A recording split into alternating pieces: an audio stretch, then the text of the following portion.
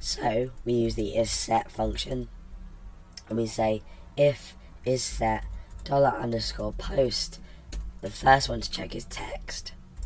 Then we use a logical operator and say if isSet $_post and search for. Remember, we're just referencing the variables from here.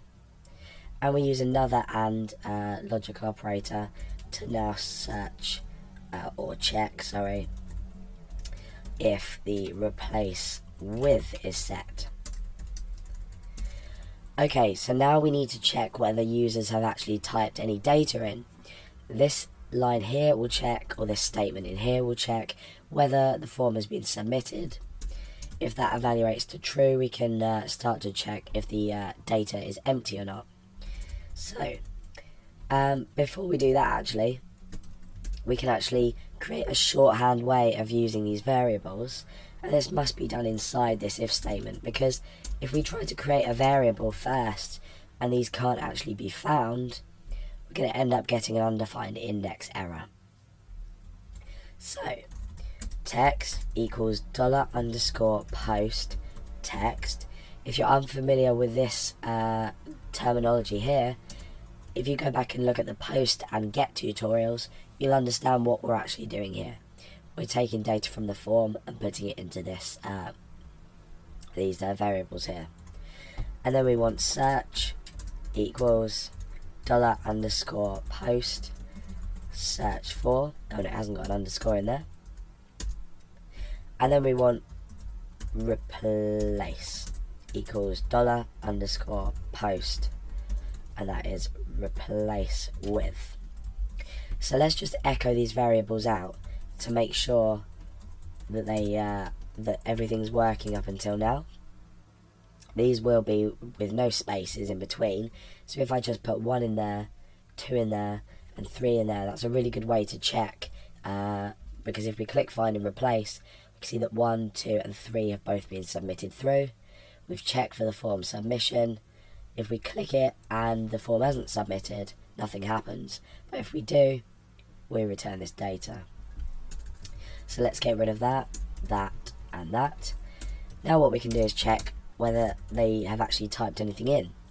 So if not, using the exclamation mark, empty, text, and not empty, search, and we use the last and, not empty, replace, then do something. Otherwise, we want to say, please fill in all fields. So let's just type something here to check that this check is working. I'm just going to type OK with capital letters. Let's return to our index page and type 1 in here and 2 in here, but not 3 in here, and let's see what happens. So you can see now we've got this error message that we've predefined. Let's fill in 1, 2 again, and 3 again, and we'll see what happens here. And we'll return with OK. So we know at this stage that our form validation is working. So inside here, we can write the code that is actually going to process and return this. So let's create a bit of space in here for ourselves. Okay, so the first thing we need to do is we need to predefine a variable up here called offset. And this is important with the substring function, because once we find an instance of a word inside our string, the offset is where we're going to search from once we've found one. For example, we may have the cat sat on the cat.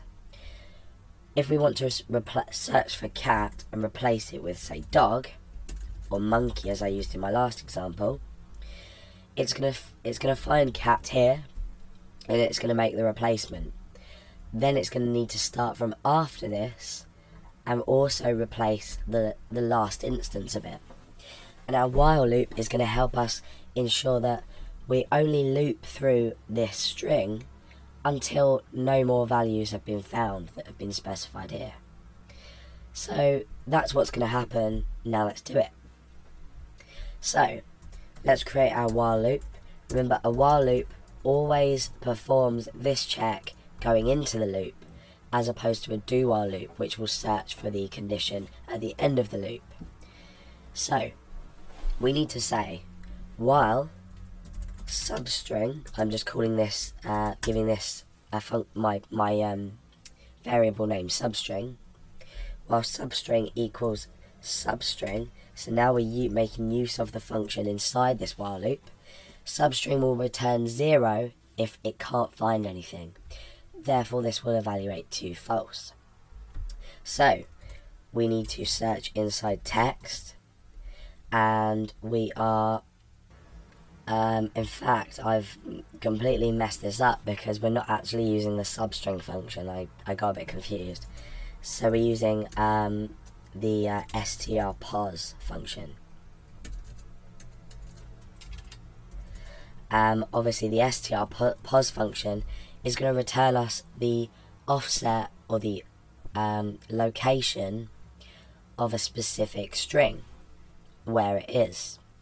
So strpos equals the function strpos. We're searching in text, we're searching for this search value, and we're going to specify the offset here. Now, because the offset originally starts at 0, we're searching from the start of this text variable, which equates to this text here. What we're then doing is searching for what we've specified in the form here, and then when it reaches, let's say we were searching for cat inside the cat sat on the mat, when it reaches the word cat and finds it, this strpos variable here will be equal to the location. Then what we can do with the location is we can say, well, I want this plus the amount of characters in our search term. Let me just give you an example up here so we know what we're doing.